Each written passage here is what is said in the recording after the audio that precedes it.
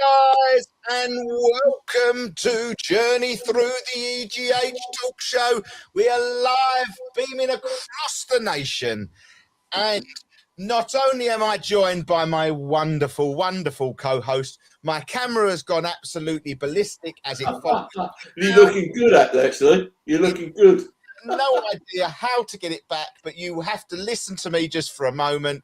It's going around, it's going up, it's going down, and I thought we decided to end it on was hanging yourself from the ceiling. Sorry about that. Back in a minute, hopefully, anytime soon. Hello.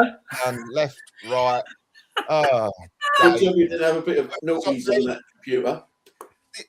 The camera is great, but it does drive me insane. Human tracking drives. One of the face tracking ones, is it? Oh, don't. Why does it go? It's off. I've turned it off. Decides to come back on again. It really does. Hello, everybody. Welcome to the show. Well, you heard my voice, but you didn't see me. But now you see me. It's gone mad. It's gone crazy. But do you know what? We're live. We're back. And as you can see, I'm not only joined this week by my wonderful co-host, Mr. Paranormal Paul and Mr. Psychic Sai, but we are joined by this week his own theme music, as we are joined by the one and only Mr. Joseph Towns. I'm not here. I'm on an expression. He's flown all the way in from Antarctica.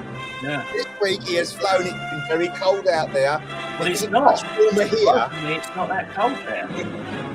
But no, I said there would be a face from the past, and the past that I have given you, and he's not a ghost, but it is Mr. Joseph Downs. Welcome back to the show, Mr. Joseph Downs. How's it going, guys? You all right? Yeah, good, mate. Yeah? Yeah, good. Yeah, Good. good. I like the AI poster. It's the new logo above Simon's head. You'll see the new logo above Simon's head. Above Simon's head. That will be the new post, and it is actually officially changed on the Journey Through the Unexplained Talk Show. Formerly, it's now changed to Journey Through the EGH Talk Show. Formerly known as. I've moved everything across to there, so we will not be live on the EGH page, but anyone who is watching will be watching it through this. All come over to here, and that is simply because of the algorithms, guys. Okay, that's what page is it on Facebook then? It is formerly the Journey Through the Unexplained, but I've changed its name to Journey Through the EGH Talk Show. So it's combined both shows into one now. But we are going to be live on this channel. It will be on our YouTube channel. It will be on the Journey Through the Unexplained YouTube channel, and the Facebook page of Journey Through the EGH Talk Show. Bit confusing, I know, but hey ho, it's all to do with the algorithms of Facebook. Because if I say something bad on the Facebook EGH page, there's a good chance it'll be taken off the air. And then you can switch the other one. So this one, if we lose it, we go on a suspension, we go live through other formats. But if we go on a suspension on the EGH page, it's a big kettle of fish, because that obviously does a lot of promotion for the events and everything like that. So I'm trying to keep it so we can talk openly and freely about things that we want to talk about. We can be political, we can do anything we want, but it's under the same banner. So today it got a rebrand.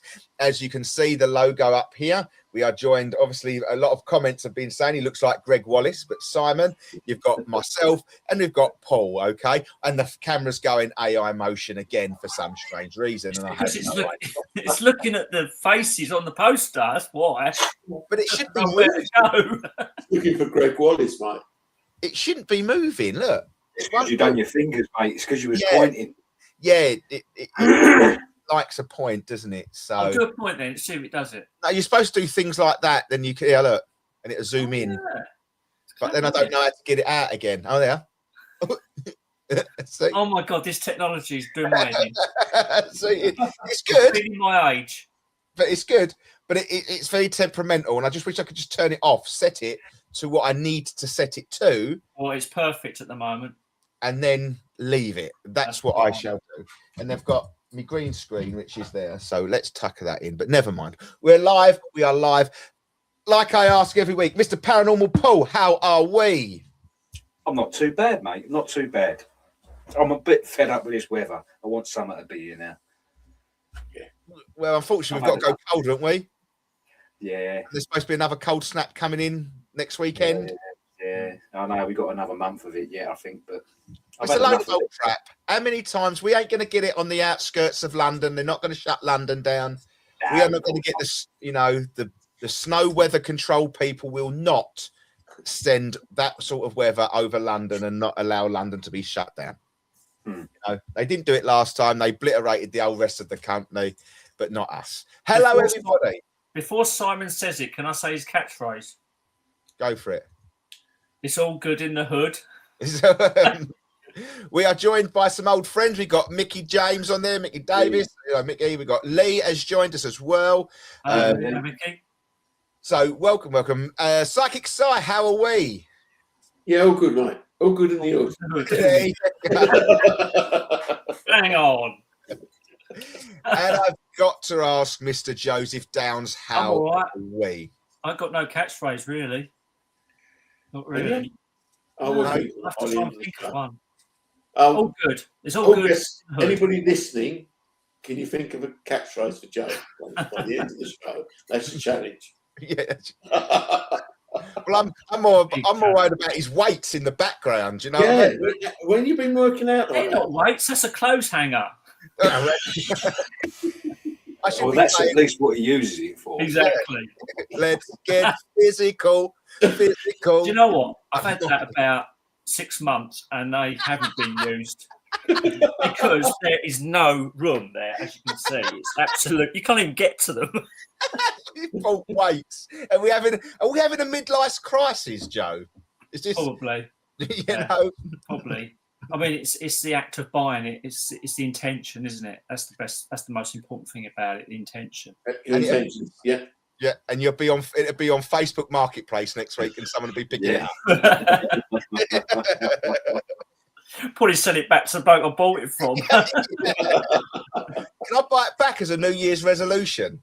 Yeah, that's a good idea. But other than that, are we all good? Are we all ready to start the show? Are we ready? Yeah. The listeners, the guests, we've got quite a few people in the chat, so I hope you will stay tuned. We've got a lot of things that we're going to discuss about. Obviously, it's not all about ghost hunting. It's all about a bit of everything. This channel is about a bit of everything. We're going to be politics. We're going to be talking about conspiracy Not too much theories.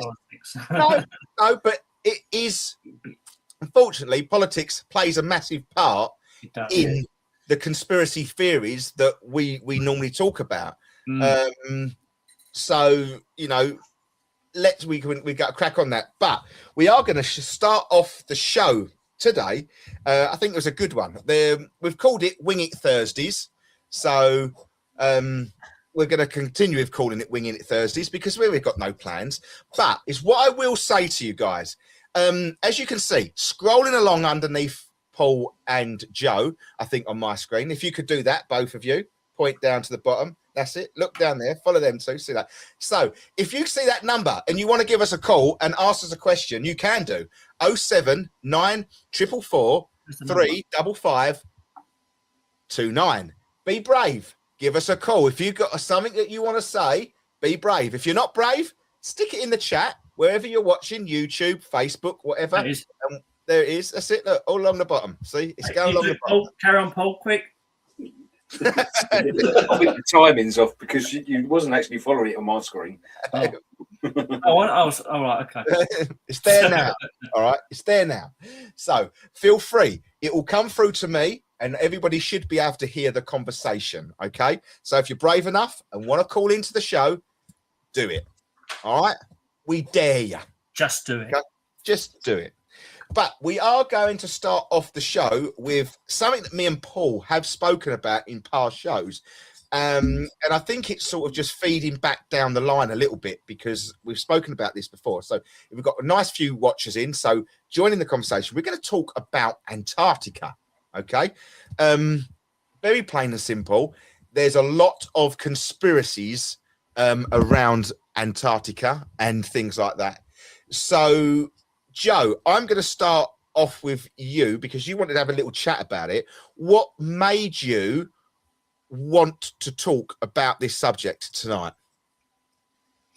Well, without trying to not go into politics, like I was saying, obviously Trump's recently wanting to acquire Greenland, which is part of the Arctic Circle, and I think after time, a lot of these things are distractions because you know what it's like with us guys. We do a bit of research and stuff now and again, and we see stuff on TikTok about Antarctica, and it's quite contentious and quite thought-provoking, but no one really seems to dig deep into it in the conspiratorial world.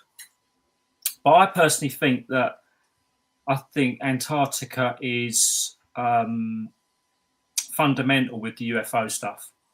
I think I recently looked at a video that was talking about Admiral Byrd, who went to Antarctica. I think it was in just after the war in 1946.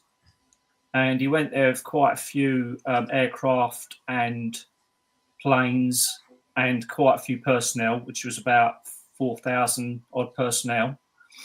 And something like that, you can't really hide, can you? And I think in the days gone by, I think Paul mentioned it earlier, that he did actually talk about it when he got back. But what he spoke about when he got back was not the stuff that's in his diaries. And in his diaries, he's got quite a very interesting stuff there. We're talking about he was flying planes, not as an individual aircraft, like a whole squadron of aeroplanes into holes into the South Pole, Antarctica. And you imagine how vast that must have been to take, all them aircraft. So that's really why I wanted to talk about it, Russ, to be honest with you, because it sort of comes up now and again, Antarctica, but it doesn't really get really dug into. It seems to be suppressed. And I think that place is really that's going to have all the answers. And one thing I just finish off by saying is that during his when they was talking about his diaries, one of the things he said in the diaries was that he actually met a being who was called I think he called him the master being or something. And you know that usual thing they say about they don't want to intervene, but obviously they're worried about the nuclear stuff we're doing, the Hiroshima, Nagasaki and all the testing and that. This being apparently said to Admiral Byrd that we're really concerned that that this is going to go too far. And we've heard that quite a few times. We hear that from a lot of the people that go on Facebook and have these pages where they say that they're channeling a being that's saying the same sort of warnings, and everyone thinks, they're talking a load of mumbo jumbo. So what was interesting for me about that was that this being told Admiral Byrd that he's actually concerned about the way the planet's going. And I think that's why we see these things where UFOs come out of the water and they're analysing the power stations and nuclear silos. I mean, Rendlesham's a classic one, isn't it? Because apparently that was covered by lots of UFOs that were apparently interfering with the silos and sort of shutting down the nuclear weapons. So I think Antarctica is the real big question, really, in the UFO disclosure thing. Simon? I've also heard the same sort of story from an American guy in the desert. In the deserts, they were in there. And he met the master being, or a master being, as we're calling it, with a similar sort of story. It seems to be extreme places that these craft and the for obvious reasons. Yeah, for obvious Yeah. reasons. Yeah, but yeah, this was a big hollow in the desert. I can't remember which desert it was, but I know I've read that similar story. Probably New Mexico. Don't Something know, like mate. that. I definitely know he'd actually made a lot of contacts in the desert with these beings, and he met the master being. But you hear about all these stories like Antarctica and what you said in in America in the deserts and that, but they have these congressional hearings. They just talk about the same old bloody video, that Tic Tac being zipping along the water, the same old stuff being dragged. Don't you get a bit sick of it? And no one seems to be pushing and pushing, do they? Well, I don't know. The Disclosure Project seemed to come out with a lot more, didn't it? With Stephen Dr. Greer. Stephen Greer and David kind Icke are the only two I trust, to be honest with you, in the big wide world. He kind of admitted that a lot of the stuff that people see is us, basically, with how far we've gone with the technology, reverse engineering from retrieve crash sites and things like that. Because you've got the Skunk Works and you've got what's the other? There's an actual company, isn't there? An official company that even BA Systems is involved. You know that, which is a British company. But BA Systems is involved with a lot of this. You're talking about reverse engineered technology. Yeah. So you got the Skunk Works that apparently is kicking out loads of these craft that are like the triangles. We spoke about it before, haven't we, about the abductions. A lot of people in UFO circles reckons that a lot of the abductions are actually done by us, not us, but by the black ops of the United States. And I do believe that. I still think it's a test program ready for. They was going to go with Project Bluebeam, and it's got to be authentic. You've got to sell it. Yeah. So you've got to test. And in some ways, I still think COVID is along that lines. Seeing how well and how quick you can get people to fall in line with what you're telling them to do. Yeah, and it works. Mass destruction and disturbance in the world. How quick are people going to fall in line with it? I actually thought this 3i Atlas was to do with the Project Bluebeam. Yeah. I don't know if it was just a little bit of a. But again, it could have been another test. Let's see how much attention people a little pay. Preamble, a little test before the real big one. Everyone was talking about it. So it's drip feeding. It's drip feeding. Yeah, exactly.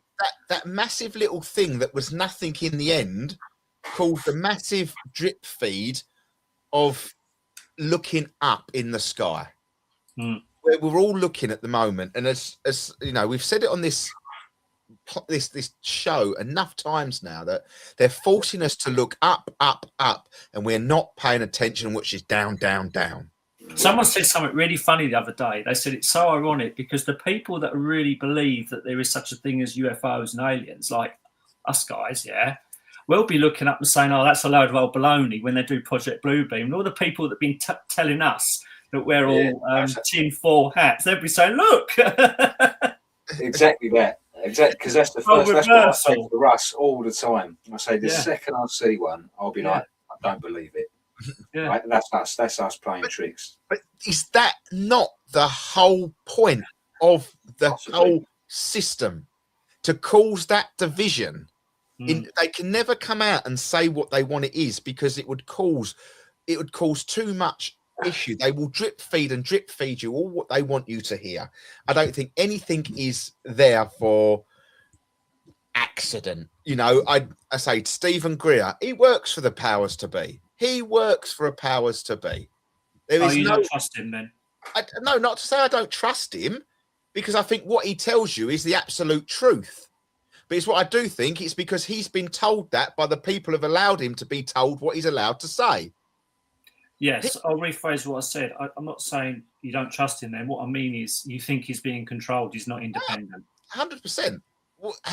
If at the end of the day, if he comes out with that form of information, he would be, and they don't want him, he would be shot, killed, whatever. Done. But you've got to be able to get to something, to get to the truth, because you're just going to always have conspiracy theories like what we've got now, because you're never going to get to it. But So somebody's got to go the full way and find it.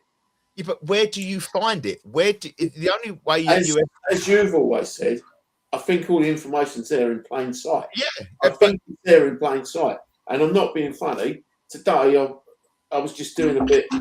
I found another one incident. It's called the Wheelsthorpe incident, and it's over Bridlington. It's near Bridlington, and it's Paul Sinclair. Now, it comes from your. That's your fault, Russ, because you sent me TikTok videos, and then I looked at this Paul Sinclair, and this happened in 2009. This incident over the sea, and all the UFOs were over the sea. Yeah. Was this off Filey, Bridlington, that area? It's Wheelsthorpe Beach. Right. It's Wheelsthorpe Beach. The very next day, they had military helicopters. They were all kept off the beach, but there were a huge amount of objects seen over the sea on the 15th. So I thought, well, surely something's got to be recorded about that happening in 2009.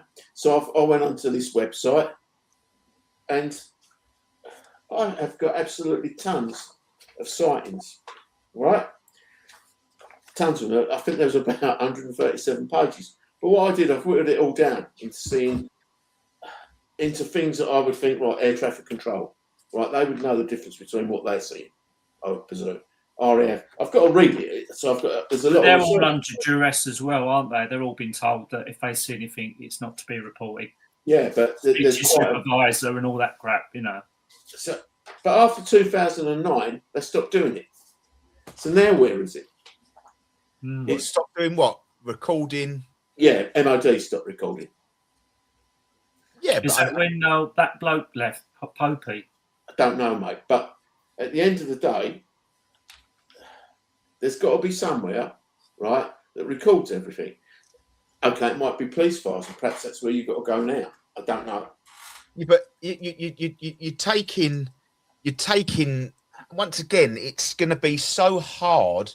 As much as you can report, you know, you're going to need the only thing, right, that would. And there's evidence behind those reports. That's. I've just pulled off the report part. Yeah, but it's for example, right? For example, I think it's where you have to. For me, I'm not saying everybody. For me, if we're gonna prove something that exists, okay, there has to be more and more than just one person and their camera. Okay, I want multiple sightings. I want it from different angles. For example, okay, I use the remember the incident in LA where the so-called alien walked down the high. Oh my God! I tell you what, I must be psychically connected to you because I knew you was going to say that. Right. So we had one video of that from a bloke that was 4 miles away in his skyscraper, zoomed in on optical zoom on his iPhone, right? Not a Samsung, but iPhone, okay? So we know the actual thing is going to be poorer. Right. So we've got a shopping mall full of young people with an alien, and not one of them have got boots on the ground filming it. No, right? I'm ticking it off the list. There was no sightings there. Yeah, but when we've done... Sorry, go on. It would have to be, we're going to have multiple cameras shot. We're going to have different angles of it shot. We're going to have hundreds of videos to be able to say, you know what? You can't fake 100 videos. Give me one or two, I'm going fake. But giving me multiple, I'm going, you know what? How can we can't fake all this at the same time if we've got... I want to say something, but I think Paul wants to say something first. Yeah, well, I was just going to say that there was people coming out saying that their phones had been hacked and all their pictures and videos and that had been taken off after that incident. I didn't hear that they'd been hacked, but what amazes me and what a question I was going to ask Russ is how on earth did they manage to control that? Because I'm sure you believe there's something did go on there, Russ. I believe something went on, and I'm in the show because we had a whole show about this, me and Paul. I believe that it was smoke and mirrors again. I believe it was massive smoke and mirrors because Maybe like a hologram thing that they're planning for Blue Beam. How on God's green earth did the police force? Where was it? LA, wasn't it? There was not one. They called every single police force to that area. Now, what's going on outside of their jurisdiction there? What's going on around the corner that no one wants them to see, including the police? What are they transporting? What are they moving? Why have they called everybody into that particular area, including every single police present? Oh, are you suggesting it was a decoy? Yes. For what? I don't quite know, but I do think that's a very off the beaten track conspiracy theory, because you just plucked it out of the air, that theory, ain't you? There's no because not even right when Donald Trump got shot, not even when JFK got shot, did they call in every single police officer from in that state to go to that Pacific area. Not once. Now we're talking about a president of the United States and an elected president being shot, and the president, but not once did all them people get called. Every single police officer get called to that particular area. No. Why on someone? We're talking about what's the police going to do with an 8-foot alien walking down the street? What are they going to do if it's this? We've got run the other way. Exactly that. If let's be fair, you're only going because you're interested, and if you've got to have people out there, and let's take our police force, I guarantee. Oh, it's Lakeside. You'd get one bloke in that police car go, sod that, I ain't going, and he's going to sit round the corner in Braintree. Yeah. But I just think there was something else going on that we are not privy to. And I do believe that was something happening around that time, Paul. Correct me if I'm wrong. Was they moving toxic waste or something on trains, remember? Yeah, because it was along. I'm not saying toxic in that waste. Time when you had all them train crashes with. I was going to say, you're not getting muddled up them train crashes, Russ, are you? Because but it was around that time, wasn't it? Yeah, but there was something on them trains that was so highly dangerous. Yeah. But I don't quite remember what they were. I don't quite remember what it was that they were implying. Look, I'm not saying, but I just don't get the legality of it. How can we take every single police officer off the streets and take it to one particular place? And the official story was it was just teenagers fighting, wasn't it, and setting fireworks up. Yeah. So every single police officer in that area. Yeah. I do understand what you're saying there about an alien walking down the street and nobody's got their phone. But sometimes you're not always going to get people get to their phones to take the picture, because half the time you're going to be in awe of it. If us four went out and we stood at, I don't know, the top of somewhere and saw a UFO craft for, I don't know, 45 seconds, I don't think I'd be grabbing. We wouldn't have got it, yeah. No, but I don't think I'd be grabbing my phone. No, we're talking about a 45-second clip there. I'm with you 100%. But we're talking about an alien walking down a high street is more than 45 seconds. It's taking the whole of the police state. We're going to have more footage. We're talking about half hour minimum here. We might have had Reeboks on tracky bottoms and tracky top and blended in nicely, but I mean, I suppose the 8-foot is. I'm sorry, the kids of today know how to activate this phone quicker than what we do. There's a certain button on there that you press and it goes straight to your phone and recording. It doesn't. It takes less than 10 seconds to fire that phone up. How they do it, I don't know. They're quick. They're active. So there's only one photo of this alien, then, supposedly. But no, there was a few others leaked. There was a couple leaked that's inside the actual shopping centre as well, wasn't there? Because they reckon that there was a portal that opened up and they just walked out of it. Yeah, kind that's of thing. what I said. And you see people running through the shopping centre. The And you video see, I saw again, you was see the high up. blurry pictures rather than the quality pictures you get on your phones now anyway. So straight away you're calling bullshit. I have to say that I do, and that's what I'm saying. There's certain things I generally have to say that I didn't. It's like something on the two Ronnies, isn't it? I generally have to say, for my benefit and my benefit only, is that it would have to be more than just one or two cameras in question. So going back to the original thing, this was about Simon's reporting stuff. Yeah. So before anything becomes, for me, it's got to be, look, multiple witnesses. Even if I was to see it on my own, stand at the door, and then stand at the door and say, "Hello, Mr. Alien, how are you?" I'm good, thanks. And I put that on tomorrow's news. There's going to be plenty of people out there that are not going to believe me. Well, especially now with AI. Of course. Yeah, but of course. I've given up on all videos and photos now on YouTube and most channels. Honest, it's just gone, isn't it? That could be timed just right for that as well, though, Joe. When you look at that, because AI suddenly come, didn't it? It's just bosh. It's came everywhere. In 2024, it just suddenly come out of nowhere, didn't it?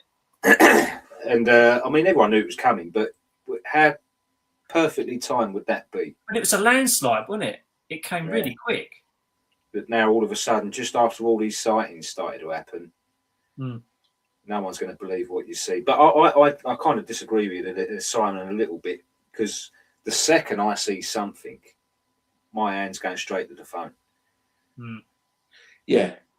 I do get that. But don't take this any wrong way, anybody here, but I think it's a generational thing, including myself. I class is that my hand wouldn't go straight to my phone. But the generation that we live in, if something come out the sky, it would be filmed within seconds. 100%. We've got more kids on this phone walking down the street. I walked through Lakeside Shopping Centre the other day. I walked from one end to the other to take something back, right? And you'd have a field day if you was a pickpocket down there, because I must have walked about 15,000 phones. Everyone had their phone in their hand, walking down the middle of the, that's Generation Z, isn't it? Perhaps there was an alien going into Pandora to buy a bracelet. Potentially. Like the phone. But this is what I'm saying. It has to be that it's going to have to be more than just someone ringing up a hotline. How many times do I could stand out here, and there was this thing the other day I spoke about on the show about the drones circling over One Tree Hill. Now, I'm lucky enough to own a drone, and I know the flashing lights and the sequences that they produce. But people could just take their phones and think there's a UFO sighting, ring the police. That would be then documented, and then we've got now a thing of police, a witness over One Tree Hill, but it's not. It's drones. So we have to be very precise with what we are documenting. I think it's a great idea, because I follow a bloke on TikTok at the moment, and he's producing the paranormal hotspot map.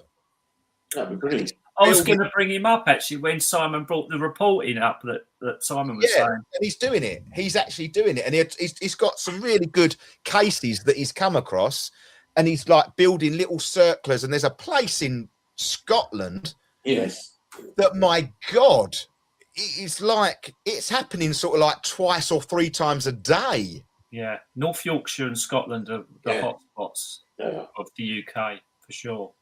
So. Yeah, I think you pointed that channel to me, Russ, or Si did, and at first I thought this guy's a bit wacky, and he's quite off the cuff, he's quite funny in a way, and that. But yeah, right, he's got a good idea there, because he's got a big map on one wall, big map on the other wall, and he's actually got them all, and you can see them all. Why didn't someone do that before? That's a good idea. And he's got strings as well to him now. Yeah, yeah, so, good idea. What do you One reckon? thing I would say in defence of Simon is them reports that he's got is 2009 going back. There was no AI then, was there? All you had was CGI, and CGI, you can see CGI, can't you, really? Yeah. And, so, you know, these are... I take everything out other than the people that you sort of trust on there.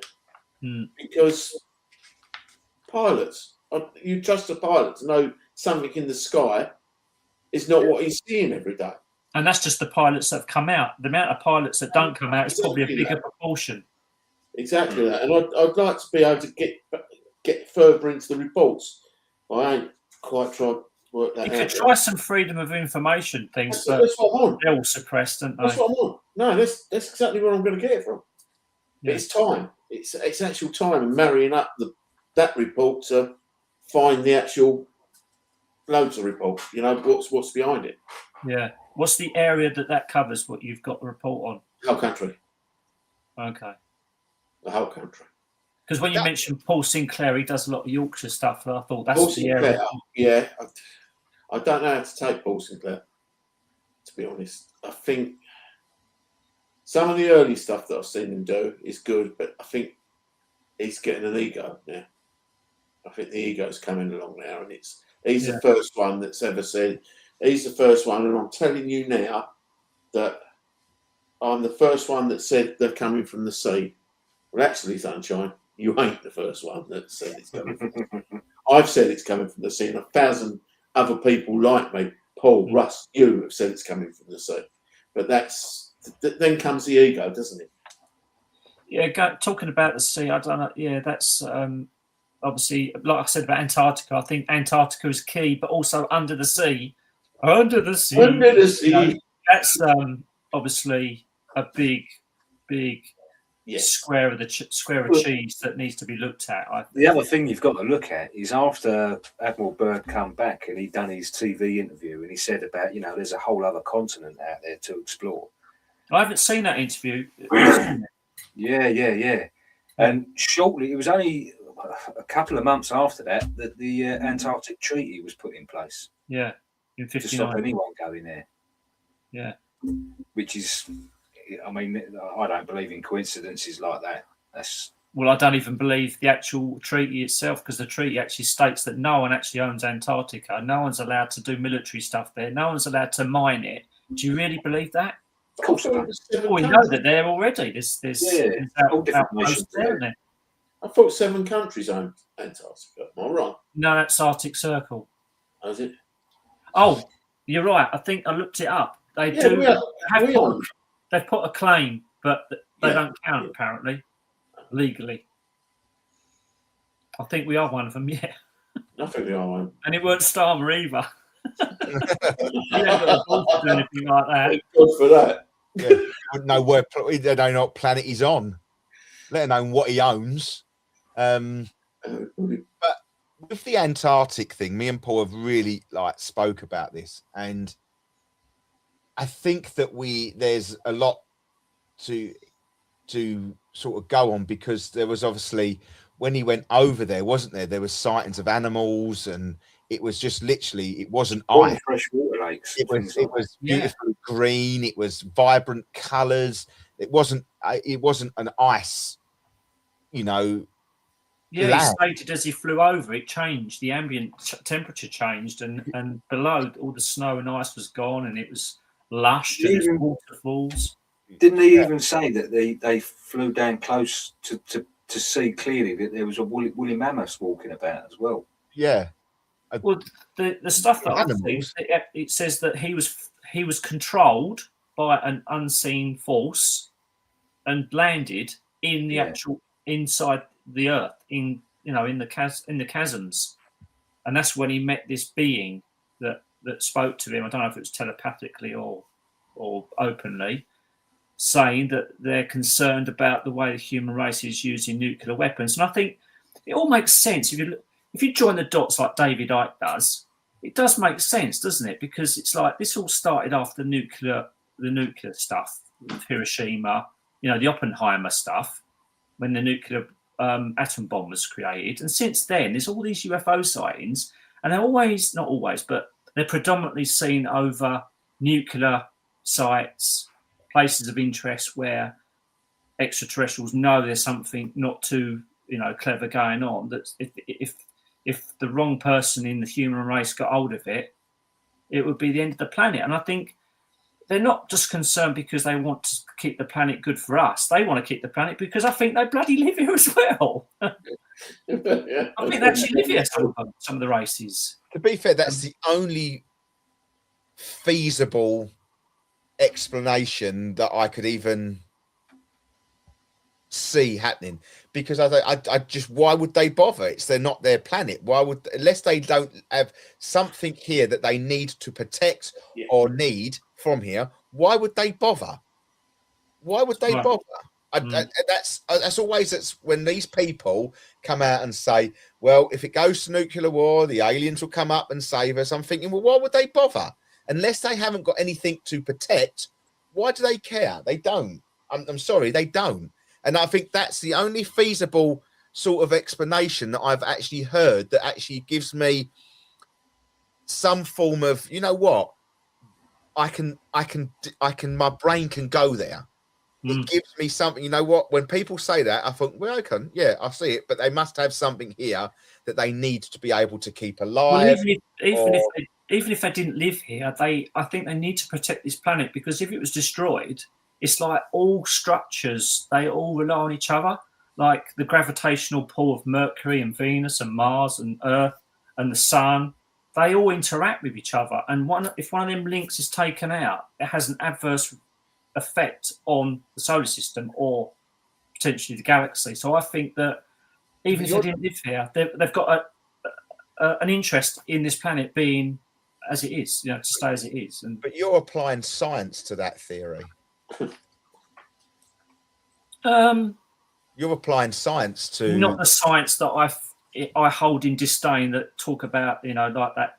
Is it Cox? Brian Cox? Can't stand the bloke. Complete twat. But you're talking about gravity as we know it. We're talking about if the sun went missing, then that could happen. What's to say the sun's real? Oh, this is all. No. But this is. But you're applying science to. That's what I'm saying. Your theory is based on scientific proof that we've learned at school. That we're relying on Mercury to spin around here and Saturn to. We're indoctrinated with, which is we're taught in school. Now, how, in all theory, how do we know that gravitational pull is done by a physical us turning and going around a certain we don't. How do we know gravitational pull exists? Because there's evidence of it when you go on a plane and you do a certain speed in a centrifuge. Yeah, G forces that happen. I mean, it's hard. They prove it. Science has proved that. But you can prove gravity exists. But we all know gravity exists, even if you're anti-science, which I am a lot of it. Yeah, but if there was a forcing things down to the ground, how is a 10 million ton rain cloud staying up in the sky? I know. Exactly.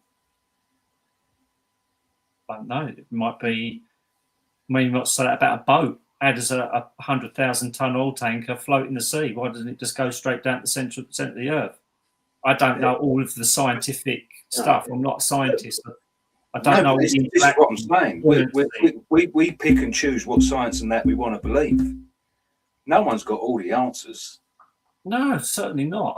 All I'm saying is that I think that the aliens, the ETs, have got an interest in this planet because it might be other things other than they're living here, and they don't want it to get destroyed. It could be that if this planet was destroyed, it would have an adverse effect on the way the planets interact with each other. But that was the other theory that came out after Admiral Byrd as well, was the different species, civilizations that were in this other continent that's unknown to us. I mean, it kind of leads down the flat Earth route, but they reckon that extraterrestrial just means out of. I'm out of here, flat Earth. no, but not out of space, just in that different realm of area that we can't get to. because they reckon, the ice wall is stopping us getting there, but he's gotten to that other place. It's a whole other continent, the size of North America, never been discovered before. So what's beyond that? We don't know. We never got that far. The problem is, if there was another continent there, how the hell is Antarctica only that big? We need more evidence. But we ain't going to get it. If there's a whole other continent, how the hell is Antarctica that big on the map? If he's found a whole other continent past Antarctica that we haven't discovered, how does that fit on the globe? And that's what sort of puts that bit of credibility to the flat Earth map, to the flat Earth theory. There's more maps of flat Earth than there is globe. So when you go back in history, I've seen that 1500s map, which shows unusual creatures. It doesn't show any ice or snow on it's just both poles. I think both poles are green. And you see the maps where you've got all these other areas past our little plane. It's just the problem is, Paul, is we go to school, we get fed stuff, we get stuff from what we glean out of the internet, and we have to try and put a little picture in our heads to try and work out what we personally believe. You believe different stuff to me. All of us here have got different opinions on different things. The problem is, the only way you're going to get truth is if everyone plays ball, but there's so many people that aren't playing ball in the world that we're never going to get I think it will always be like that. I'm one of them, you just hear that little snippet and something twigs in my mind, and I think, well, blimey, I never thought of it that way. That makes perfect sense. And then my head starts going, well, yeah, okay, well, then that fits in with that, and that fits in with that. And then I'll change my whole way of thinking. How many times have you guys trusted a particular person like Stephen Greer or Elizondo or George Knapp, and then all of a sudden you hear something, you see something, you think, do you know what, I'm not sure about him now. That's happened to me a hell of a lot recently. Yeah. I don't ever trust any of them. And that's what I mean. So we're never going to get the truth, are we? No, but there is certain people that I listen to, and you think, what you're telling me, one of my key things is, what you're telling me, you should be shot for. Because they don't want you to tell you that. Now, if my head goes to that particular person and think, holy hell, you are telling me something like this, you should be gone. Because people a lot worse have been shot off for a lot worse things. And they're still here today.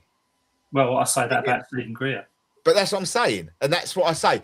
As much as I don't trust him on the sense of what is coming out of here. I don't trust him. What he's telling me is happening.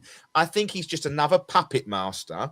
I think there's certain people within this, the ufology world that come out no different like to our world leaders. Do you know what I mean? They're puppet masters for their own whatever they do. But no, they're the puppets. They're not the masters. They're the puppets. Sorry, the puppets, and whatever is controlling. And Stephen Greer, I think he gives you some good evidence, and I think he tells you in a way of how to connect to these spiritual beings.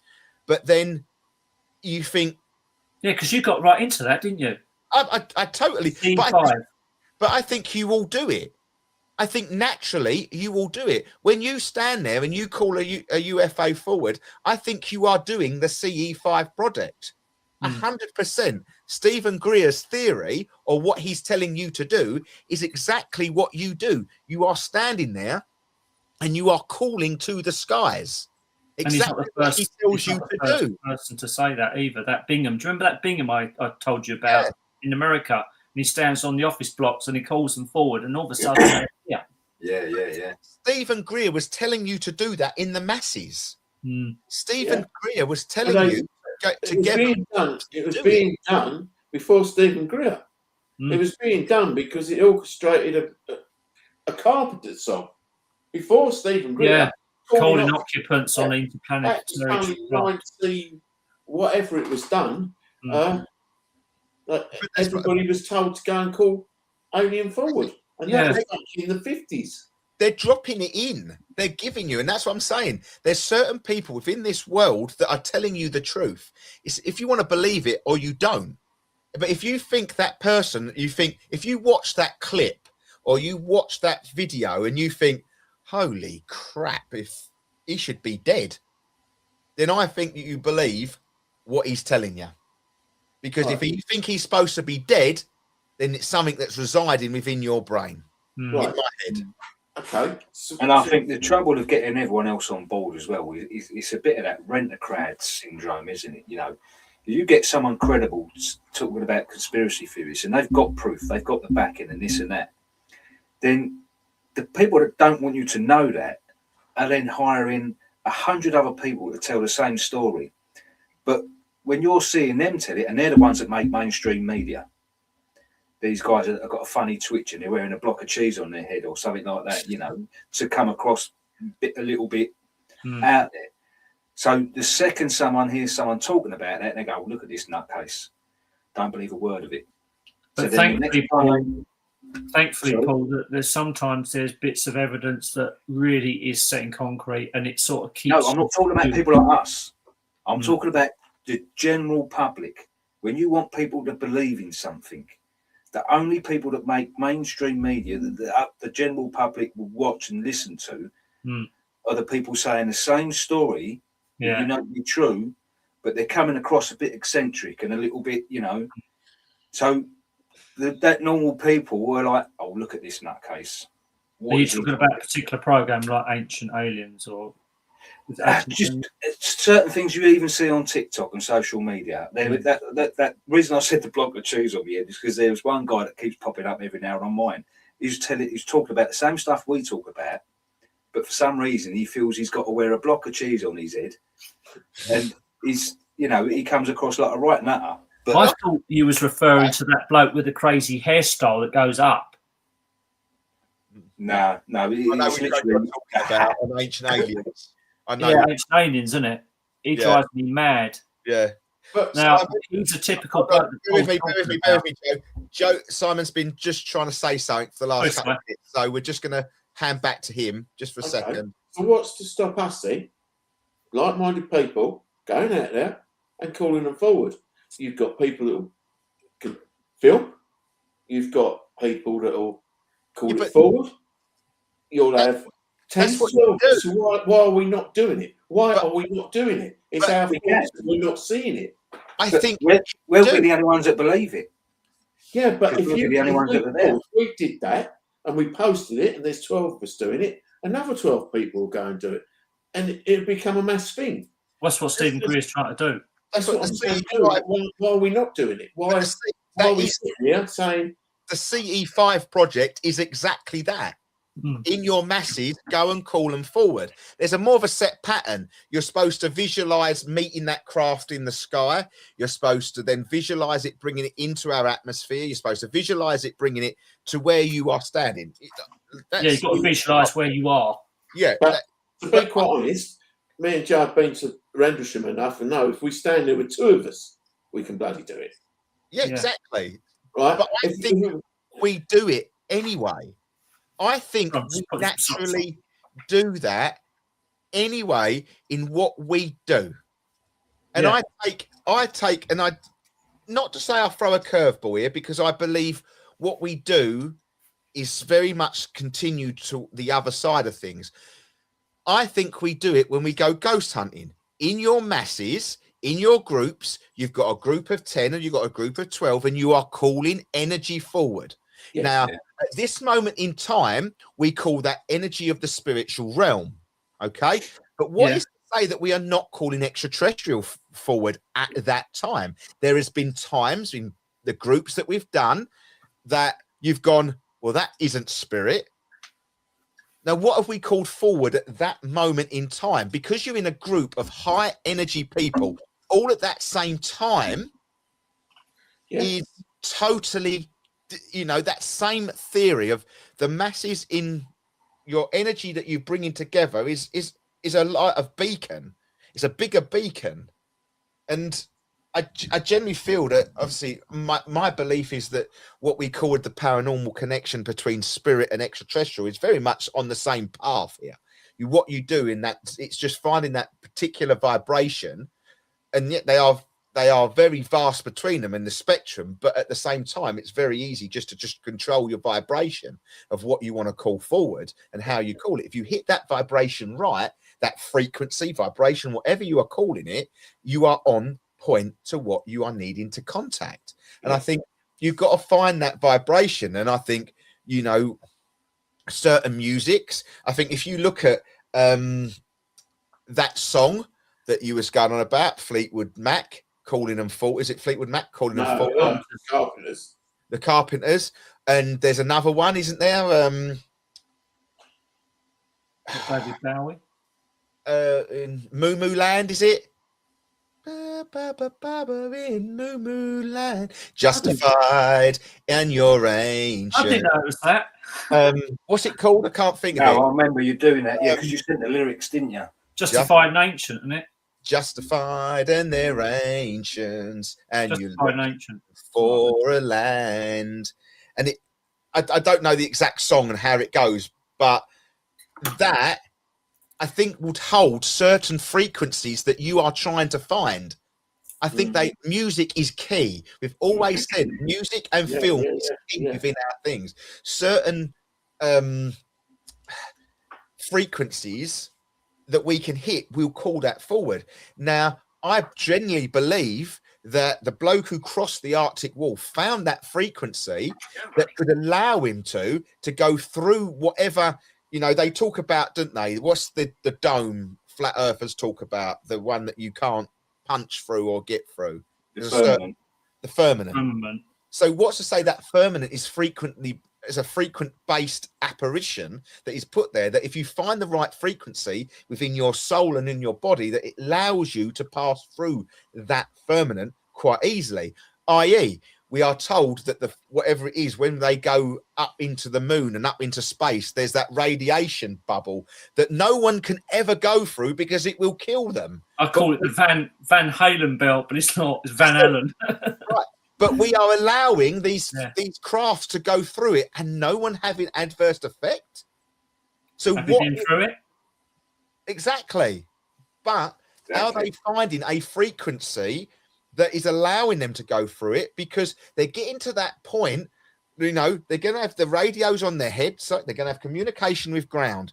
You're coming up to the Van Allen belt, you know, prepare yourself for a bumpy ride. And all of a sudden you're going into some form of prayer within yourself. I can guarantee you that that astronaut sitting in that is going, please God, get me through this. Please God, get me through this. It's going to be a scary. They're going to be praying to something, whatever you are calling it.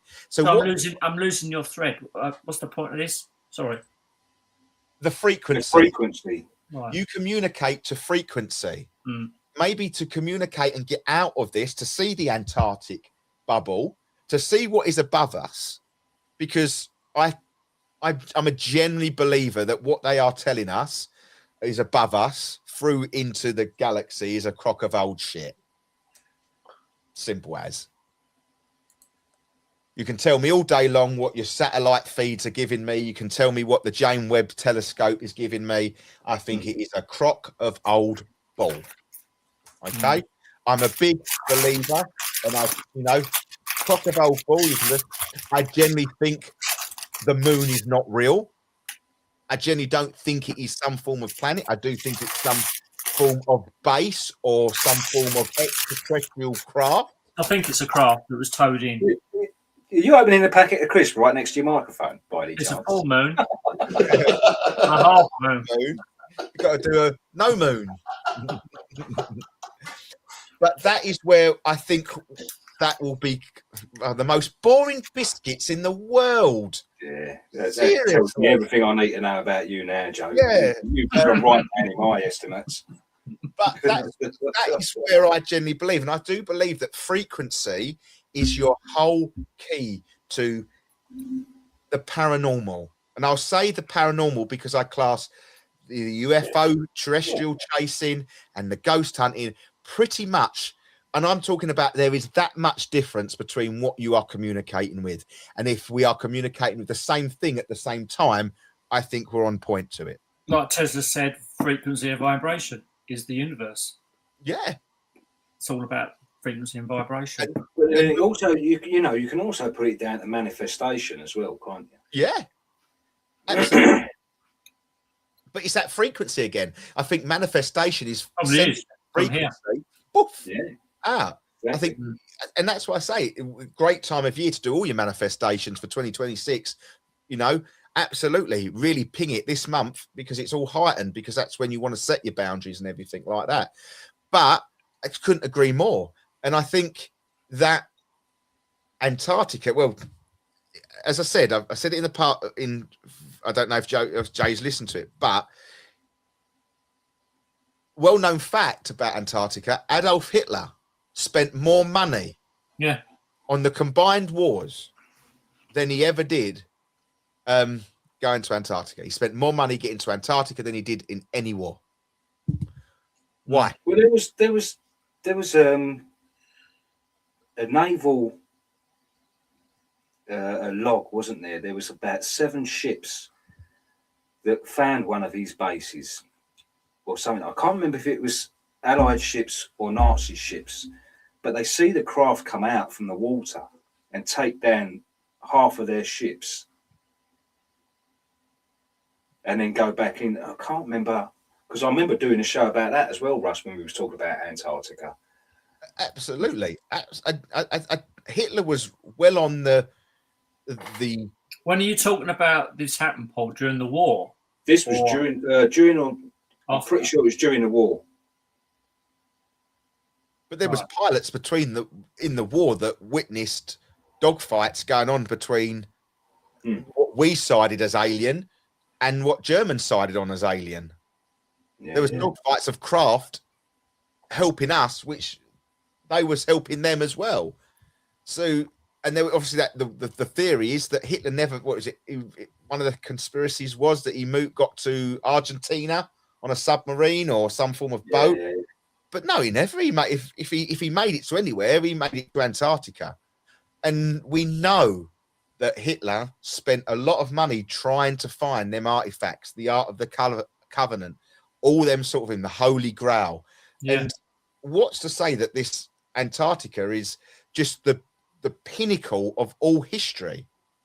That's what I said at the beginning of this program. I think it's a very big part of all of this. Very important. And I also think it holds the biggest projector for the moon as well. Mm-hmm. And they have to change it. I think we're all leading towards it. Antarctica's got the answers. And hence the reason why there's a treaty to stop people going there to get the answers. Because if everyone had the answers, then they wouldn't be able to control us the way they do. That is the reason. It's got to be. And the only thing I'd say with that is that treaty is controlled by 7 countries. Yeah. Well, it's not officially controlled by them because although they've claimed it, they don't legally own it. No, 57 countries were signed up to the treaty. They were put into what the treaty is there, but America's not there, Russia's not there, and they are the superpowers, aren't they? China's not there.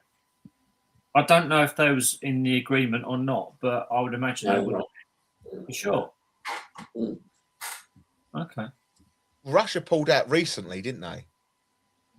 I'm sure Russia pulled out within the last couple of years. What, out the Antarctica Treaty of 1959?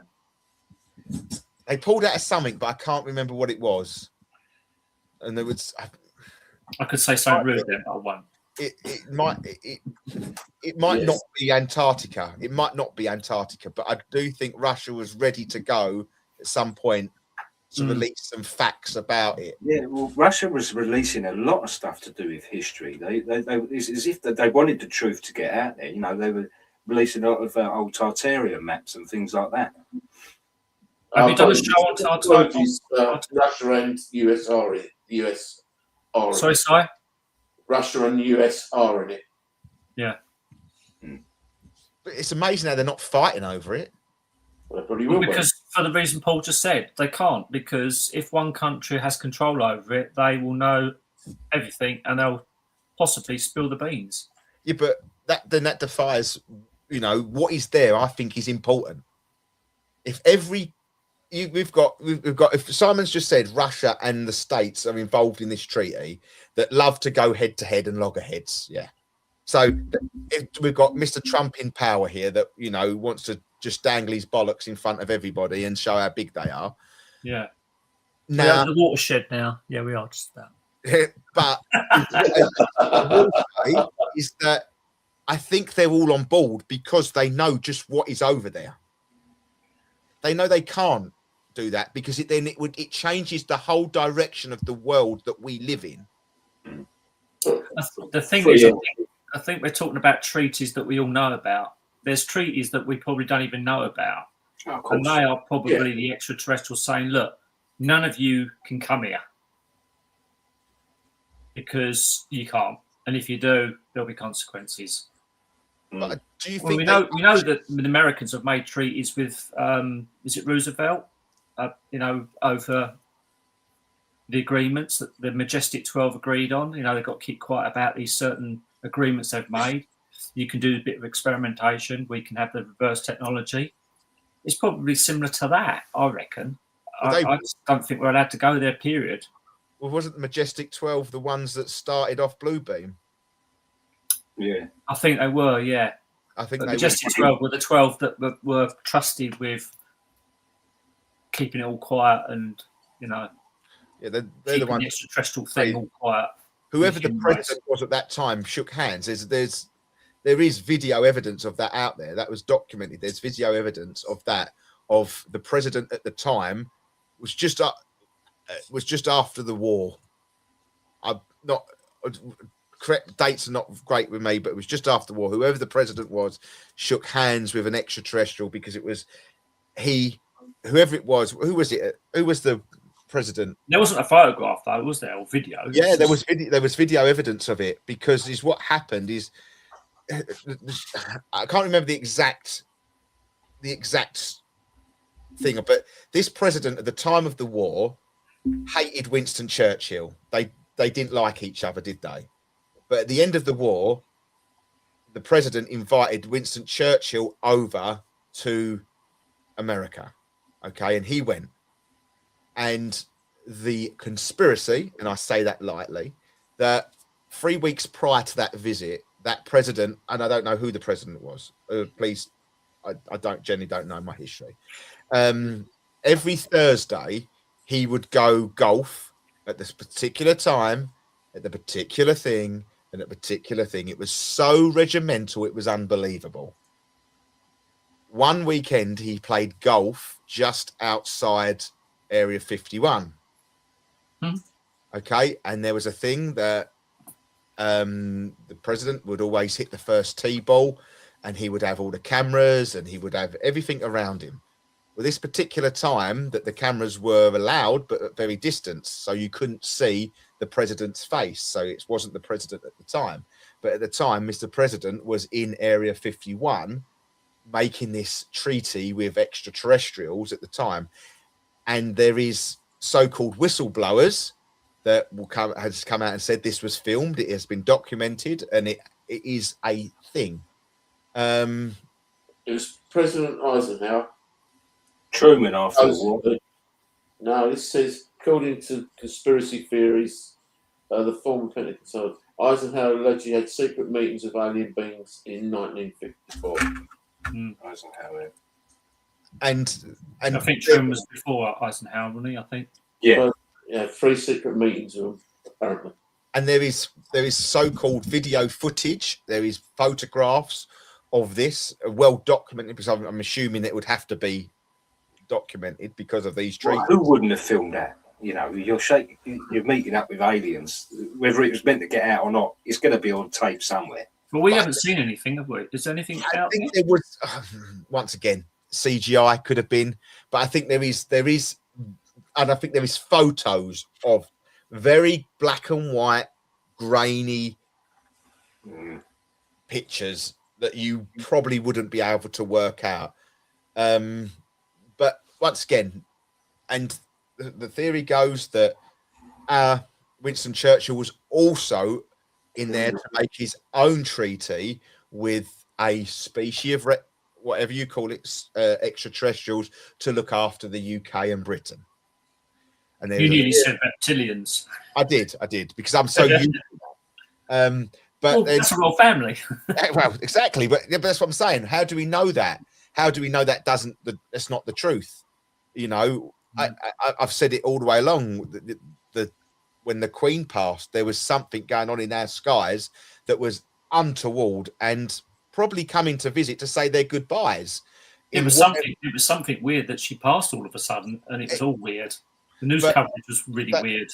But that's for another whole show. I mean, as I've said it plenty of times, the weather that day was there wasn't a clear bit of sky, and I think they were coming and going. And if we do have treaties with so-called extraterrestrial helpers, that the royal family would be well informed of that. And you got to ring our monarch at that time, Queen Elizabeth, was with the UK for a bloody long time. Was it 70 years? Was it? She was on the throne. Yeah, so she's going to come and she's going to have this knowledge of what is protecting us. If we went and I think obviously the States have the same thing with theirs. I think Russia have the same thing. China. I think they all have their own being of helper that just no different to like what's up there. I think there's billions of species. I don't think there's just one or two.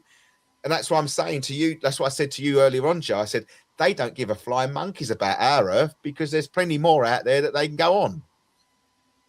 And that's just how I see it. And this is what I'm saying. I do think there is a lot more and I think Antarctica is the key to all that. Is it a portal? Is it a way that they can come in under the seas?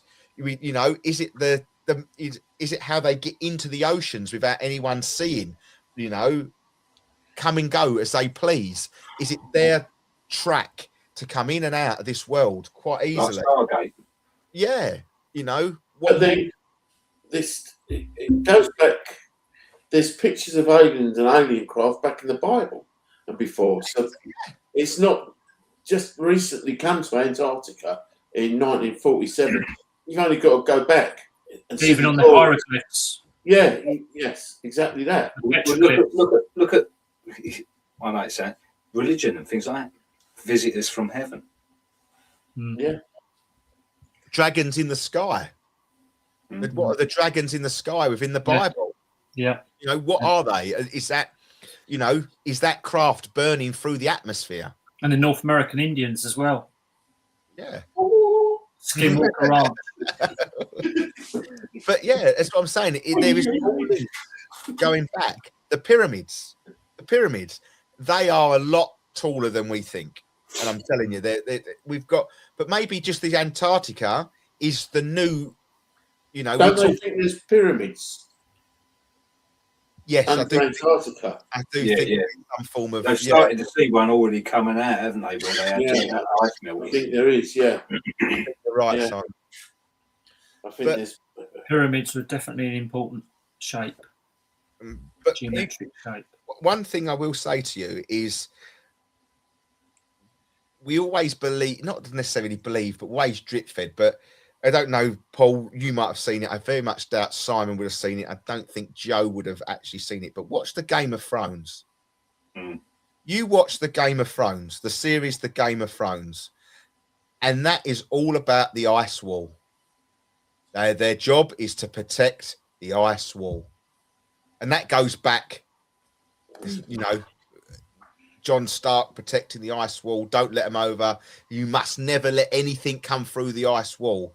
Until one day they actually let the thing through the ice wall and it's actually their help. You know? Are you suggesting they made a series based on... I do. But of Antarctica. It's very much loosely based on, you know... I don't like quite some know. of the science fiction films we see that are very loosely based on stuff, aren't they? Yeah, exactly. How many times is that bloody... what's that film where Will Smith goes and has a dogfight and then he goes in the desert and he beats him? Independence Day. How many times has that been put on the TV in the last 6 months? What's the new one? 100. Is it Resurrection Day or something like that? I'm not That's even even more hard hitting. That's even more. You only got to go Even back. that Kong versus Godzilla, that one, you watch that one with the Middle Earth. Yeah.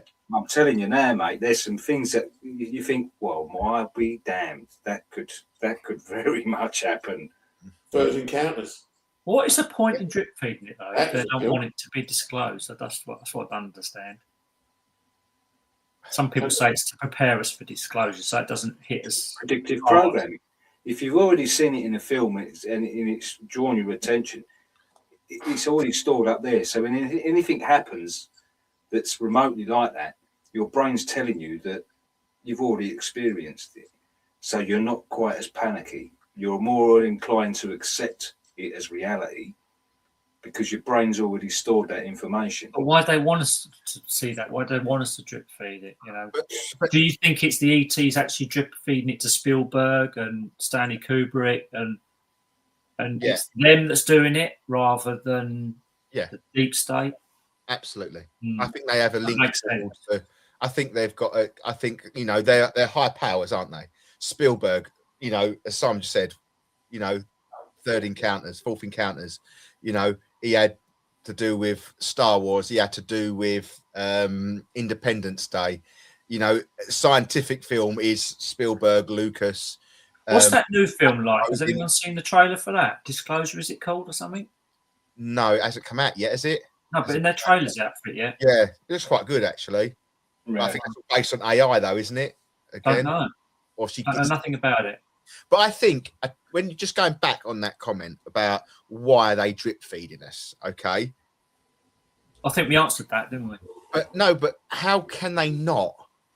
How can they come out and tell us now that it would make a mockery of everything that you have been taught in life? It makes a mockery of the schooling system. It makes a mockery of all these scientific people that will say on TV and saying aliens don't exist. It makes, we know Joe, how many times we know them pyramids weren't done by bloody sticks and twigs on a bloody top of a rock. Mm. It's impossible. Mm. But they still teach that in a schooling system today. Mm. Mm. They can't come out and tell us now that, if they come out and tell us, we will think Adam and Eve has built the universe. They were the first two people on this world. They can't come out and tell us now that it was, Godzilla and King Kong many years ago that were from different planets that have come on this and they've, built us. This is why I don't understand why they're drip feeding us with the films, but then they'll still teach all this crap in the schools and the colleges and the universities. Why don't they? Is it the deep state, or is it like exactly? Is it that producer writer? Is it a battle between the deep state and Spielberg's and all the other ones that are being drip fed from the ETs? Perhaps that is the battle. It's all theories, isn't it? Is it? When someone says they've had that dream, you've got to get that out. You've got to get that out. Mm. Something's telling us to learn something. Mm. Yeah. But there's a lot of disinformation people out there that are, like you said earlier, I think it was you, Russ, that said that, as soon as it goes on mainstream, you get all these people that say the similar things to what the actual truth seeker is saying. And they pretend they're sort of on the same page as the truth seeker, but they're not really on the same page as the truth seeker. They're trying to push it a bit off askew to make it sound like, hold on a minute, it's a bit wacky. I don't think we're going to believe that. Yeah. So it's a battle, isn't it? It's always going to be a battle. It's always going to be a battle. And that's why I think the evidence that you collect within yourself and what you feel is right is far better than anything else. It. That's all we're going to get, isn't it? But this is it. So you follow the gut and it's going to lead you to the right place, isn't it? But my gut feeling could be completely different to your gut feeling. And the same with Simon and Russ. Mm. Doesn't mean to say any one of us is wrong. Oh, it could all still lead us to the exact same point. Yeah. We're just getting there for different ways. I think this target of disclosure is waiting for the mainstream media to sort of jump up on a soapbox and say, yes, they're here, we've reverse engineered, the iPhone came from reverse engineering, blah, blah, blah. We ain't going to get that, are we, ever?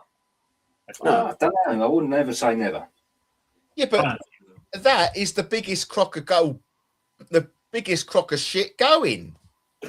Because I can't make a phone call. I can't make a phone call to you that you're 10 miles down the road, but they can get a bloody message back from the space station out of space quite easily. They can get me a photo from 20 million miles away quite easily. You need Starlink, Russ. You need Starlink. No, we just need the truth.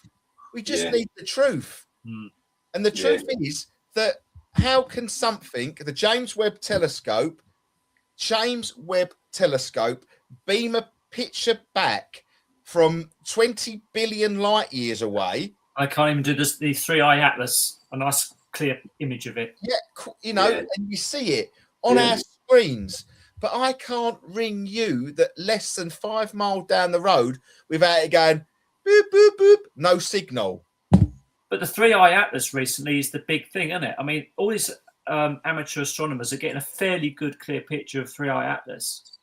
Yet the James Webb and all the high-tech telescopes can't even get it. It's like a blurry, pixelated blob going across the sky.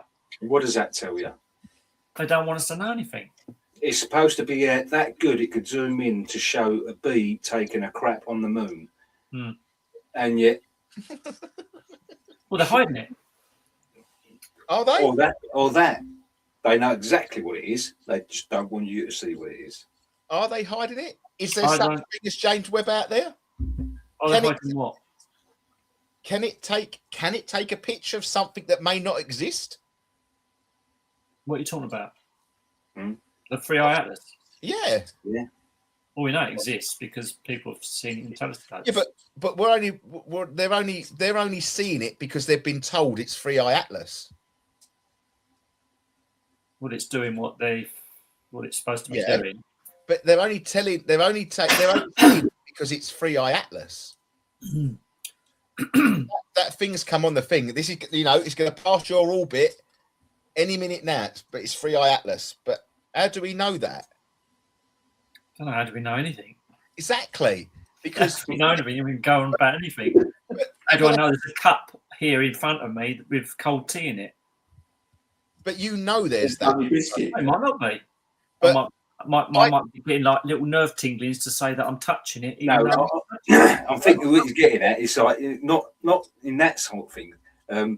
So I would try and explain it like, how did people know they had COVID when they had exactly the same symptoms as cold or flu? Because they was told, if you've got this, you've got COVID. Oh yeah. That's quite easy to understand. And it's the same as that. That could have just been something moving in the sky. Right, this is what this is. Let's get this out there. Like you say, it changed direction. But like you said, Russ, how much of a direction did it change? Could have been hit by something in the sky, if it was something in the sky. If you're not getting a clear view of something, like, you couldn't zoom in it like you could apparently zoom in on Saturn and see the rings.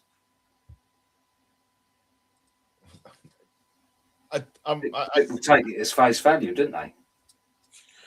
There's something in the sky. What is it? Right, hang on, let's get this out there. That's 3i Atlas. That's a comet or a spaceship. So then everyone's looking at it, and because they've seen that light where it is, that's what everyone's talking about. That's 3i Atlas. But why is it called 3i? That sounds like AI. Yeah, and that's it's Atlas, AI, Atlas. Why are they calling it that? That's the thing that got me. These are all weird questions. Yeah, but you look at it. They're telling that we're talking about a digital world that we live in, AI, and then we've got this thing that's come across the skies that sounds familiar, like AI. It's got Atlas and it's got I in it.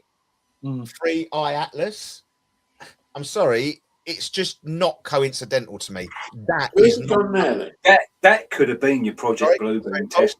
Sorry, hold on. Exactly. It's gone past us, so no one gives a fuck about it. Yeah, where's it gone now? That's what I've got. My question. You missed it, mate. Don't worry. But hold on. We knew it was coming over a year, right? people see it about a year ago, and it took a year to get here. Shouldn't it take a year to disappear again then? No, I think it's because it's going now. We couldn't be bothered. It's like you get excited about your relatives coming around for Christmas Day and you count down all the days. But as soon as they walk out the front, we don't give a crap about them.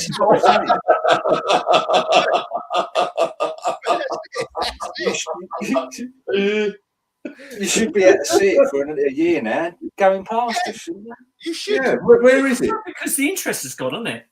There was an interest building up to it. Oh, let's get excited. You know, it's several weeks away, 7 months away. Now it's gone. Oh, what's next? Yeah. But Paul's right. We should still be able to see it. The web, James Webb's, but we couldn't even see it when it come bloody close, Russ, because funny enough, all of the telescopes were shut down. Do you know what it is? It's probably the same meteor that's been going around for the last 100 years. It goes in a circle and they can't say anything for another year because they've got to go, it's got to get round that side before we can get it in our telescope. Well, they've realised it's a money spider stuck in the lens. Yeah, exactly. Exactly. Oh, that's where it's gone. Now we're getting silly now. No, but we are. You can take it to extreme levels of silliness, but it's understandable. That James Webb telescope was giving me vibes of an absolute crock of ball. And why would NASA come out and say it's moving direction? Why? Because they want you to think it's something it is, and they're drip feeding you, or something it isn't. Or it isn't, yeah. And there's that going to be, it's no different to like what I say. They have to give you that, and they have to give you that, and let us talk about it. So you're going to have one person in NASA going, yeah, look at it, it's changed direction. And then you're going to have someone from wherever go, no, it can't change direction. It's got to be an alien ship if it's changing direction. Great. They've got that information out there for me and the rest of the world to talk about for the next year. And it's that drip feeding mentality that they always do. Stephen Greer does it. They all do it. Joe Rogan does it. They all do it. Steven Spielberg does it. All do it. They drip feed you the true messages. And I think how you run with them is how you you drip feed some of the bullshit. Yeah, it has to be. And I say, COVID is your prime example of that. Prime example of how the world is run. They give you COVID, try and scare everybody into it. Yeah. And at the beginning, everyone sort of fell on board. Yeah. Halfway through that, people started to break away from that motion. So what did they have to do? They have to cause loggerheads. Right, we're going to give you a vaccination. If you don't have that vaccination, you can't go on holiday and you can't go for a pub. You can't go for a meal. Straight away, you've got two loggerheads going at each other. Just what they want. Just what they want. We know that's what it was all about. Yeah, that is life. That is everything that we go into, the extraterrestrial world, the ghost hunting world. Whatever you are calling the paranormal world and what they want you to know, there's always going to be one higher power that gives you the answer and one higher power that gives you what the other answer is going to be. And they're going to let people like me, Simon, you and Paul discuss it because there's always going to be someone out there. I'll take it, Grandad, for example, that would be goddamn evident that nothing exists. No such thing as aliens. We are, the twigs lifted an 80-ton stone up onto the point of a pyramid. A stick did. Okay. And people will believe that. And there's people like us that don't. And that's how they get away with it. And the powers to be will always give you the truth and not the truth. And that is there must be someone we can ask that question to where it's gone. But we won't. We don't. We're sitting there we're as much to blame because we're not asking that question. No. But I think we're asking the wrong people. I don't think there's too many people on this earth plane that we should be asking. I don't think it is. I think we should be connecting with the vibrations of the higher power right. We can take that gospel answer. But because we're human, what answer we get, we will debate in our heads. Yeah, but but you're missing the point, right? for weeks and weeks, for years, they've been telling us this is going to hit us. It's going to hit us. Oh no, it's changed direction. Oh yeah, no, it's gone past us. Right. So why aren't we asking where is it now? Show me where it is now, because it's still got to be out there. Because it's still got to be as big as it was. It hasn't got any smaller.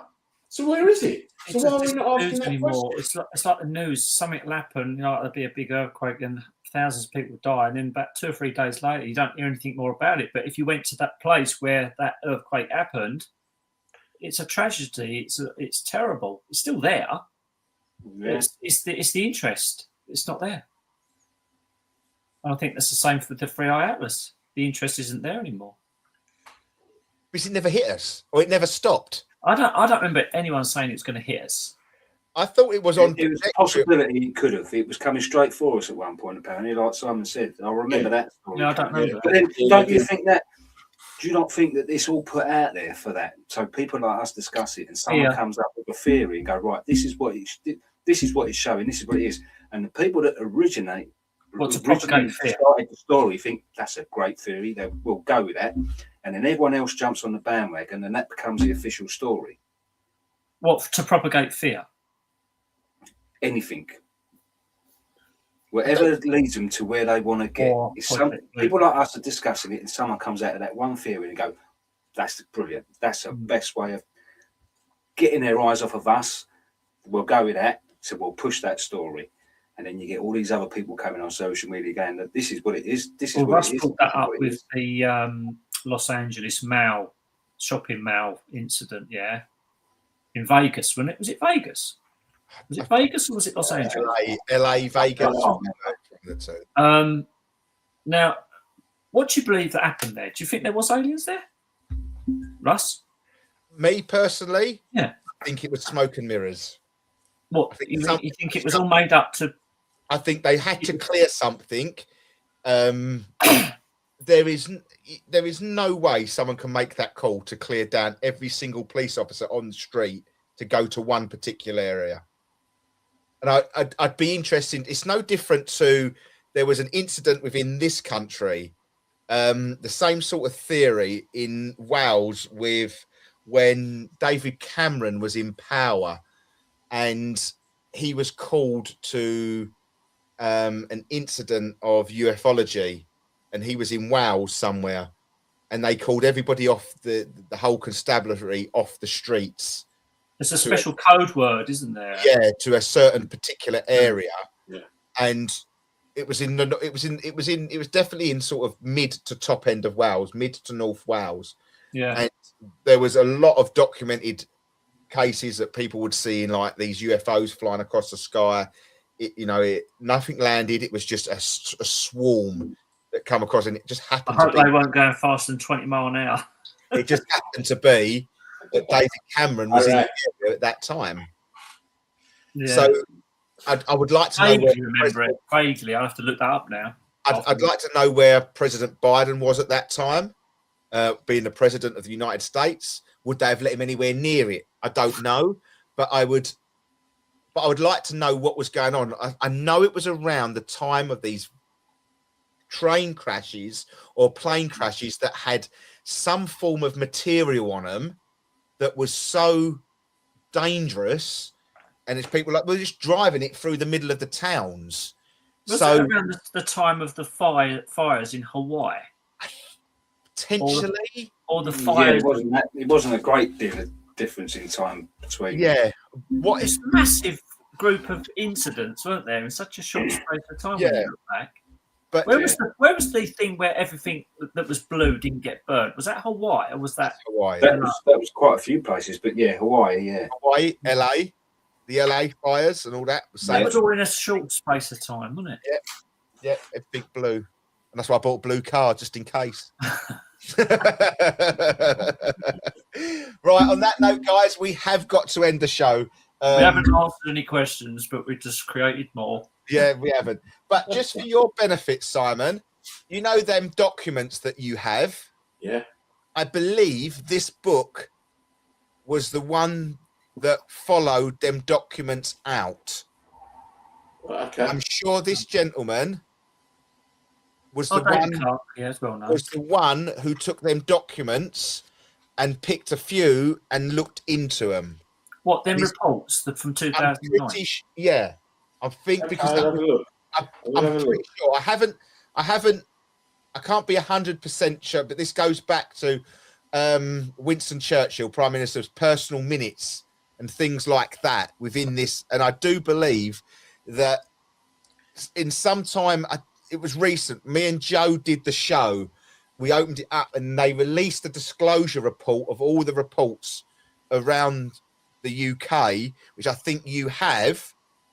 And he's taken some high cases and explored them. Right, okay. But this guy here, David Clark, is the David Clark that was the one that put the Rendlesham incident as the lighthouse. Well, he's a prick then. All right.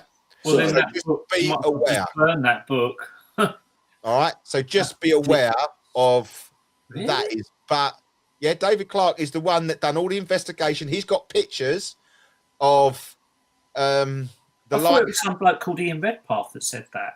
This is David Clark who has investigated it, and I do believe he even produced a picture somewhere along the line of you seeing the lighthouse light.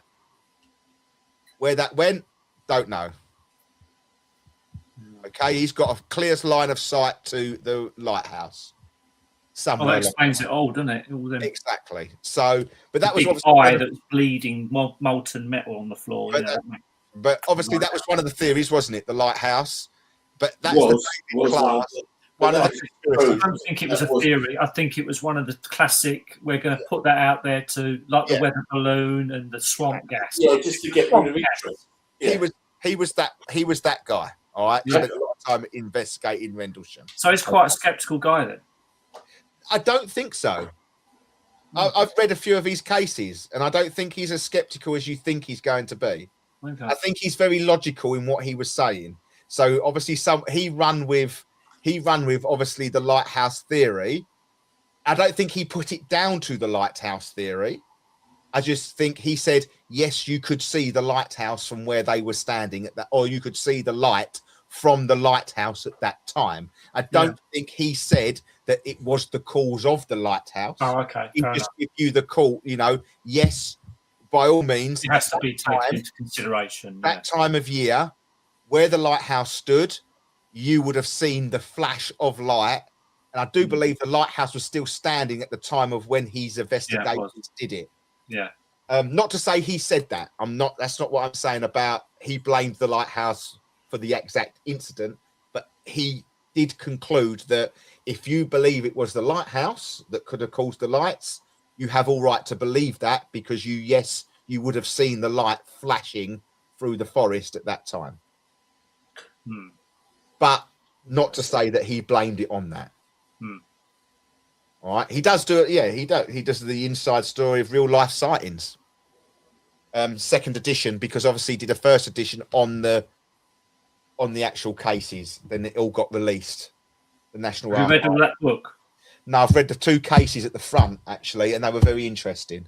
Yeah, he's very logical. In depth. Yeah, he logically thinks about things like obviously the Rendlesham incident, the lighthouse. He's thought about it. He hasn't poo-pooed it. He's actually stood there and looked into it and said, "Is it a possibility? Yes. Do I believe it? Who knows?" And I think that makes a good investigator. Definitely. Another good investigator is Andrew Collins. He's going to be at the paranormal thing, isn't he? UFO paranormal lecture next month. Anthony Collins. Is it Anthony Collins? I think it's Andrew Collins. One of them was really off with me. He investigated the Averley incident. I think I spoke to Simon about the Averley incident. Yeah, it's good. We've got to go, guys, because we've come towards the end of the show. We are waffling, but we can talk about this again in a couple of weeks' time. I'm not waffling, you are. I just wanted to show Simon that book because that's what I think he's referring to with them records. Okay. Yeah. So, Mr. Paranormal Paul, thank you ever so much for joining us again. It's been a pleasure.